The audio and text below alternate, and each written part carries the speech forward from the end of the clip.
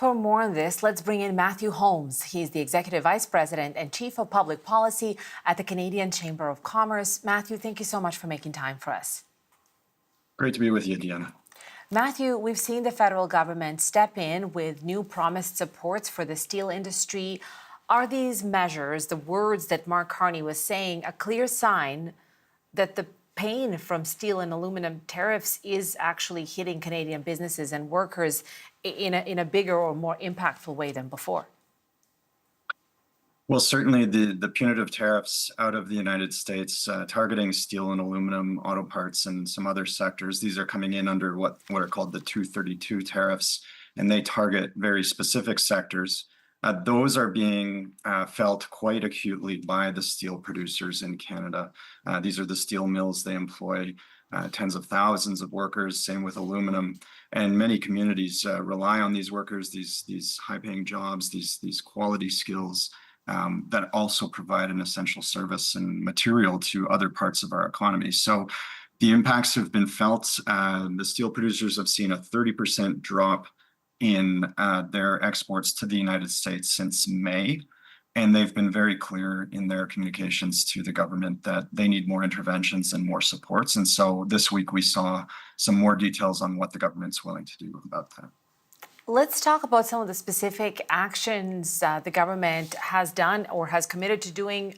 They've tightened import caps, they're imposing higher tariffs for overages, and they're committed to prioritizing Canadian steel in public projects and nation-building projects that have really been the hallmark of Mark Carney's domestic policy. Are these actions enough to help level the playing field a little bit? Well, I don't think any of the current steel producers will say these make the problem go away. The problem is the trade war with the United States and these punitive tariffs. Any relief in those tariffs through a negotiation, the deal that's currently being negotiated, will provide some relief. But in the meantime, what this does is it also ensures that Canada doesn't become a dumping ground for other markets who are also being pushed out of the United States right now. And so what the deal does, or what the commitments by the government does, is, for example, countries that we have a free trade agreement with, they will be held to the 2024 levels that they brought into our country in terms of their steel exports to Canada. So this allows those countries that we have a free trade agreement with to continue to trade with us. But once they hit that 2024 level, once they start to exceed what they sold us last year, they'll see a 50% tariff on every additional unit of steel that's sold. For countries like Turkey or China that do not have free trade agreements with Canada, they will be facing a 50% quota in terms of what they can sell us based on last year. And then after that 50%, they will also face that high tariff. And that's meant to just create a little bit of a backstop for our domestic steel mills and producers so that they know that they're not facing dumping and unfair overcapacity from other countries that may not be able to sell their steel products to the United States. In addition to that, then the government is committing to training and retooling and supporting workers and communities and the companies that are facing this. But again, the origin of all of this is the trade war with the United States. And so the sooner we can move towards a negotiated settlement of some kind, the better. I wanted to ask you, we know that the Prime Minister had said that the negotiated settlement will almost inevitably involve some kind of tariffs. What do you think about that? I mean, is this ceding too much to Donald Trump's demands, or is it just pragmatic? Well, what we've been hearing both from the Prime Minister and more recently from Minister Champagne, who was just meeting in South Africa with G20 counterparts, is an acknowledgement that there is no other precedent right now in terms of what we've seen out of the White House in these Liberation Day deals or other trade agreements with countries on the tariff question. All of them still include some level of tariff.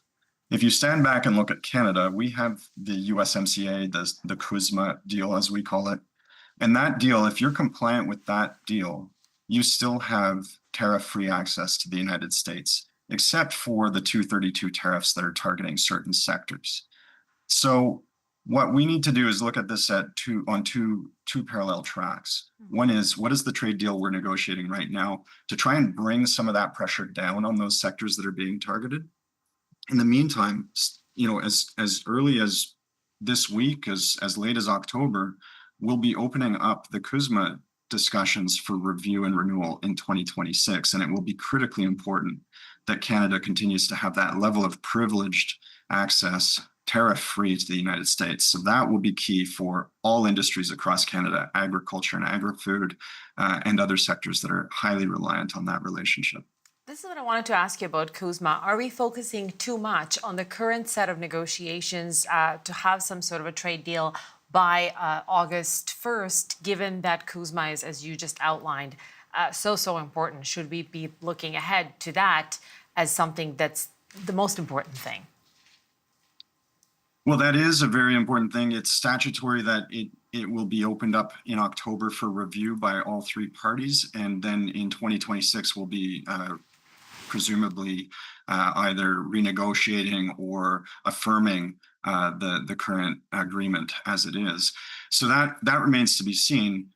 I think it's essential, though, right now that the government continues to work on all fronts. It needs to bring the pressure down.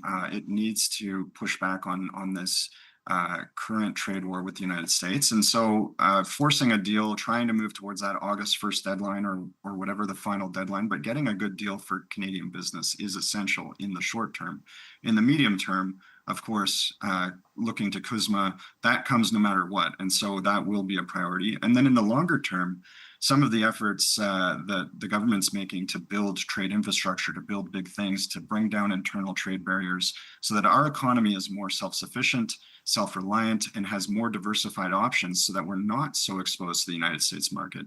That's the longer term play. And we need to work on all of those fronts at once.